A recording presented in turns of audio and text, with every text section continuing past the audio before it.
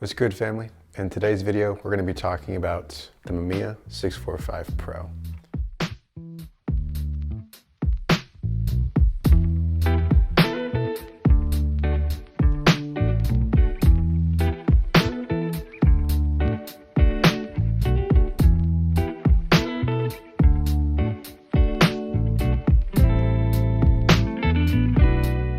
Now, I started my film photography journey with the Mamiya RB67.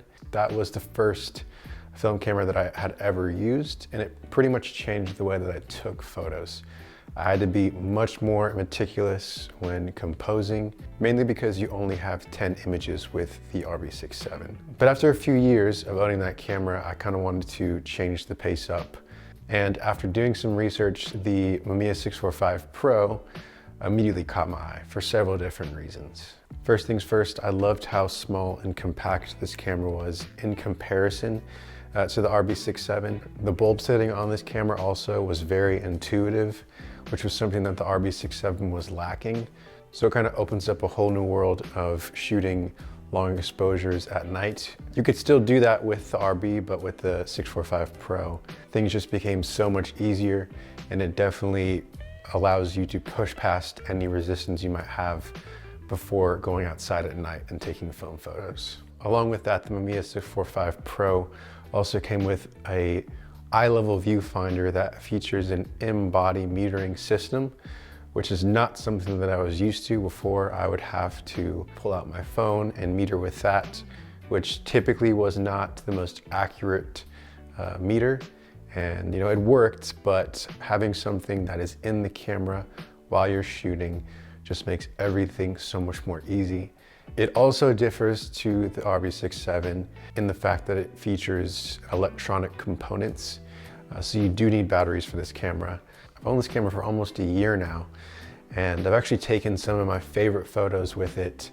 And some of my favorite images with this came when my good friend of mine, Travis, was visiting here in Fort Worth. We were kind of just doing a little photo walk, and I actually featured that video on the channel earlier this year as well. Oh, really? My live video always saved me.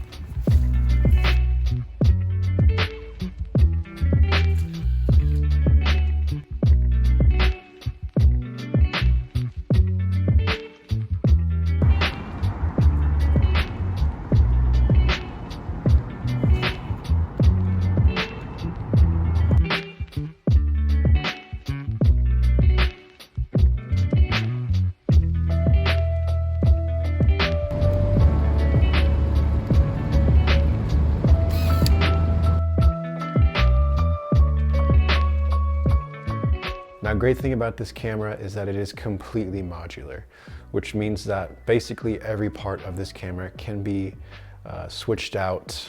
These include the lens, the viewfinder, the film back, even the winder itself. I personally have the automatic grip winder just to give me the capability to shoot long exposures without having to buy the adapter for long exposures. With the auto winder, this kind of circumvents that whole process because it has a port for your shutter release cable, so you can just fire it away directly from the camera. Along with that, I also have the hand winder, which I actually have on the camera right now. I just love this because it brings back that analog feel that this camera lacks due to its electronic components. And if you listen to it, it actually sounds like Super 8 kind of rolling through. Yeah. That's probably my favorite thing about this, honestly. Now, another great thing about this camera is that it does have the option to flip the mirror up before shooting. Obviously, you can do this to reduce camera shake if you're shooting at slower shutter speeds. So really anything below a 60th of a second on this camera, I would recommend doing that. But you also have the ability to flip it down, so there are no accidents getting the mirror flipped up before you've composed a shot. Now, a couple of weeks ago, I took the Mamiya 645 Pro to the Omni Hotel in Dallas with a tripod. just to shoot around and kind of show you guys what it's capable of doing. All the photos were shot on Portra 400 and they were overexposed by a stop. So I hope you guys enjoy some of these photographs that I took. And I'll kind of give my final thoughts on this camera, who is it for, the good and the bad about it, after this little clip.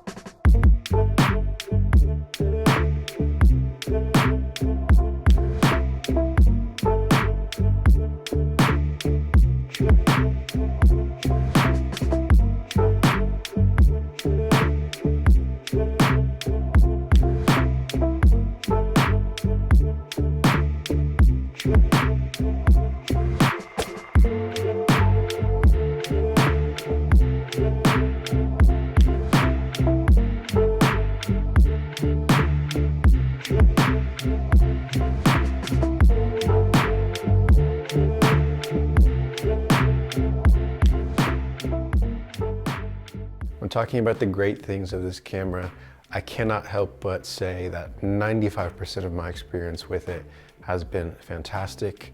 The ease of use with this camera, considering the weight and the form factor of it, just makes it so nice to use. One thing that I've been noticing lately about myself as a just photographer is that I've personally been loving the ability to just pick up a camera and go. Something that I don't have to think about always works better than something I do have to think about. And with the Mamiya 645 Pro, I really don't have to think much outside of just loading the camera correctly and making sure that I have extra film. Another great thing is that the meter that comes with the viewfinder is pretty accurate. You have the ability to choose average metering, spot metering, and just allow the camera to do its thing with auto as well. I typically use the average metering because my personal style is kind of moving in the direction of lower contrast and a more even image. And with this camera, I've been able to do that really well. And also you can't forget the fact that you get to shoot more film with it. That's obviously a significant reason to get this camera, especially if you're a beginner.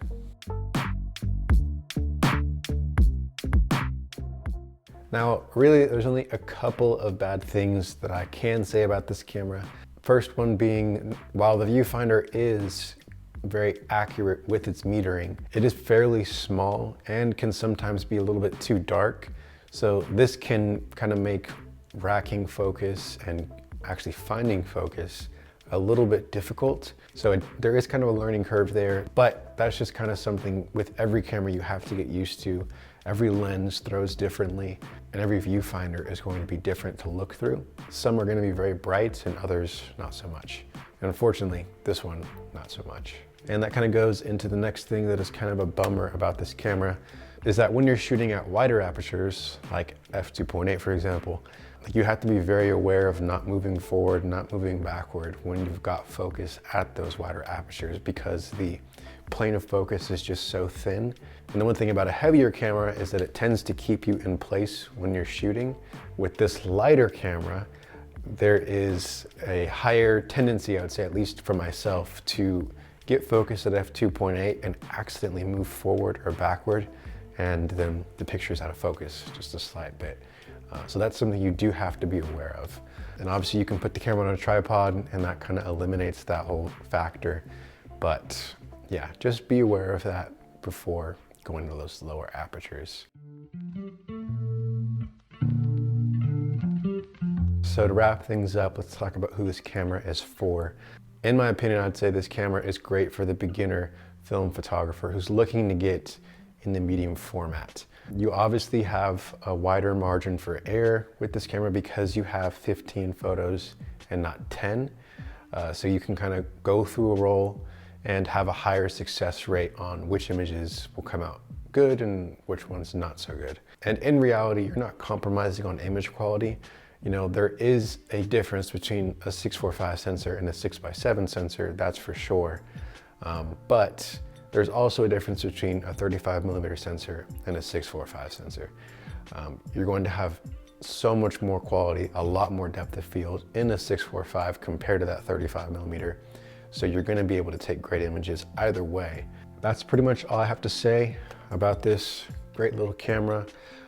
If you guys enjoyed this video, please feel free to like, comment, and subscribe.